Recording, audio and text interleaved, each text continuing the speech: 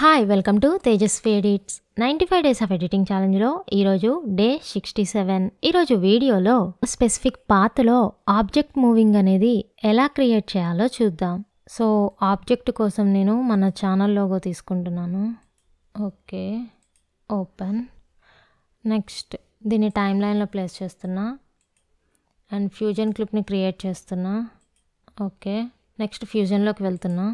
Logo size decrease చేసుకోవడం కోసం నేను ట్రాన్స్ఫార్మ్ నోడ్ని ఇక్కడ ప్లేస్ చేస్తున్నా.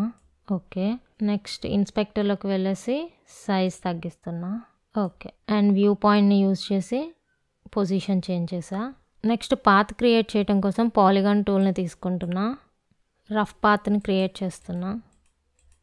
ఓకే, అండ్ ఇప్పుడు యాంగిల్స్ని యూజ్ చేసుకొని అడ్జస్ట్ చేస్తాను.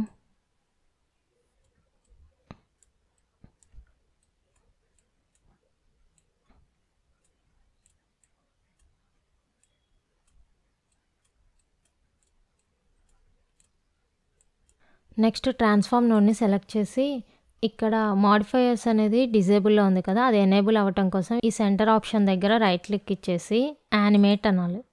సో మాడిఫైయర్స్ ట్యాబ్ అనేది ఎనేబుల్ అవుతుంది.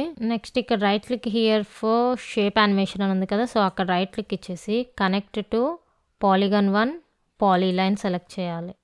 ఓకే, సో ఇప్పుడు ఇక్కడ డిస్ప్లేస్మెంట్ని మూవ్ చేద్దామంటే ఇది మూవ్ అవ్వట్లే. ఒకసారి కీ ఫ్రేమ్ని రిమూవ్ చేస్తున్నా అండ్ ప్లేస్ని చేంజ్ చేస్తున్నా. ఇక్కడైతే మన లోగో అనేది అయితే మూవ్ అవ్వట్లే.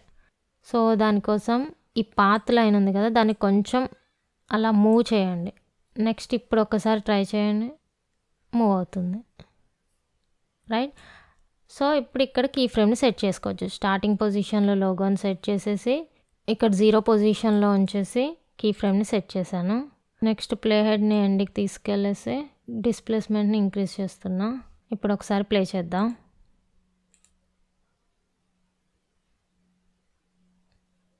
ఓకే, ఇన్ కేస్ ఈ పాత్ అనేది మనకు కనపడొద్దు అంటే ఇక్కడ షో వ్యూ కంట్రోల్స్ ఉంది కదా, అది ఆఫ్ చేసేసి ఇప్పుడు ఒకసారి ప్లే చేద్దాం. మనకి పాత్ అయితే కనపడదు, బట్ ఆ పాత్లోనే మన లోగో అనేది మూవ్ అవుతుంది.